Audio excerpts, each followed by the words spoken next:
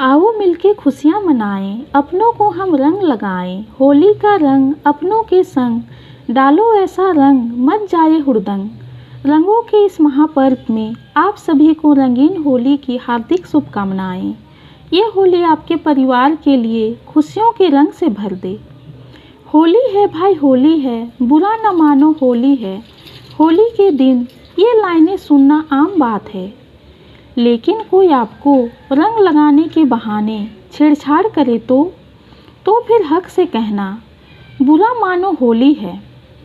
हमारी आज की कहानी भी इसी से संबंधित है। बबीता की हाल ही में शादी हुई थी। होली के मौके पर वह पहली बार अपनी ससुराल में थी। होली को लेकर उसके मन में बहुत उमंगें थी।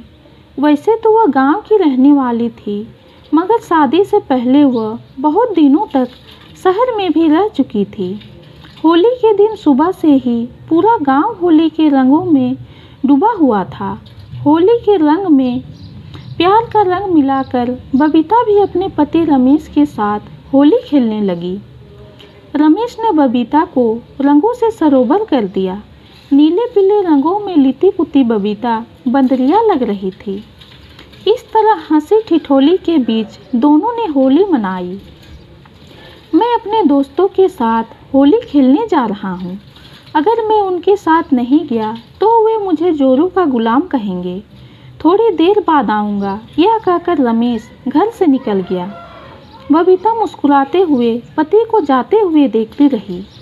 दरवाज़ा बंद करके वह जैसे ही मुड़ी, तभी उसकी नज़र एक कोने में चुपचाप खड़े अपने देवर उमेश पर पड़ी। क्यों देवर जी, तुम इतनी दूर क्यों खड़े हो? क्या मुझसे होली खेलने से डरते हो? आओ मेरे पास और खेलो मुझसे होली। तुम तो पहले से ही रंगों से लिपटी पुती हो भाभी, इस पर मेरा रंग कहाँ चढ़ेगा? उमेश शरारत से बोला। क्यों नहीं चढ़ेगा? क्या तुम्हारे मन में कोई चोर है?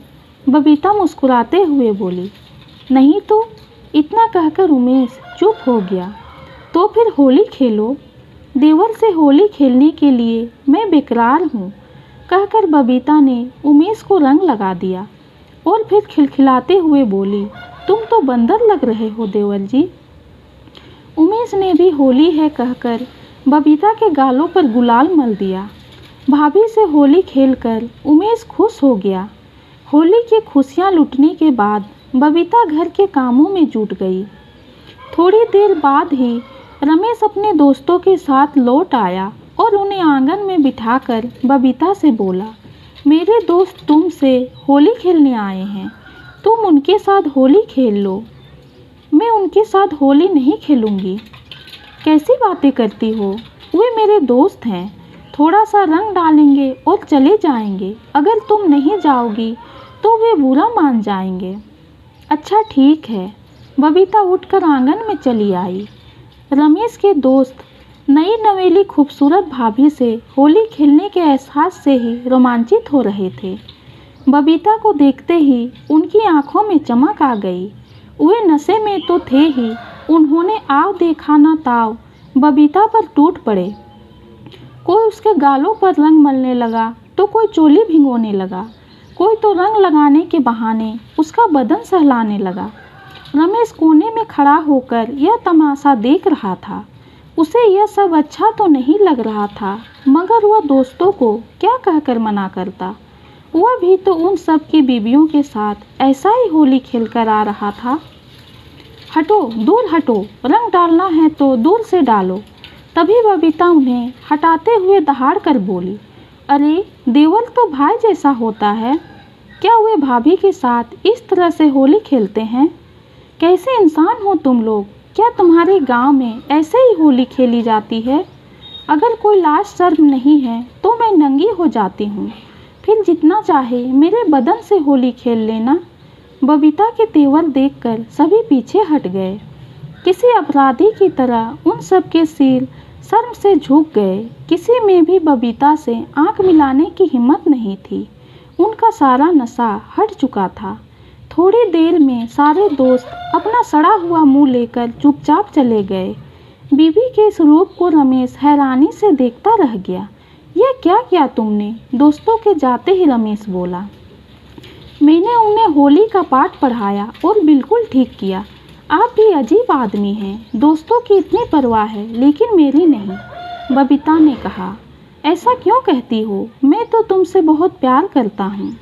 क्या यही है आपका प्यार? कोई आपकी आंखों के सामने आपकी बीवी के साथ छेड़खानी करे और आप चुपचाप खड़े होकर तमाशा देखते रहें। कैसे पति हैं आप? अब खड़े खड़े मेरा मुंह क्या देख रहे हैं? जल्दी से 2 बाल्टी पानी लाइए, मैं नहाऊंगी। रमेश ने चुपचाप पानी लाकर रख दिया और बबीता कपड़े लेकर बाथरूम में घुस गई। दरवाज़ा बंद करने से पहले जब बबीता ने रमेश की तरफ मुस्कुरा कर देखा तो बीबी की सदा पर वह ठगा सा रह गया। हर अंग का रंग निखार लूँ कि सजना है मुझे सजना के लिए। बाथरूम में नहाते हुए बबीता मस्ती में गुनगुनाने लगी। बाहर खड़े रमेश को अपनी बीबी पर नाज हो रहा था। ये कहानी आपको कैसी लगी कमेंट में ज़रूर बताइए। कहानी पसंद आई हो तो चैनल को लाइक और सब्सक्राइब कीजिए। कहानी सुनने के लिए आपका बहुत बहुत धन्यवाद।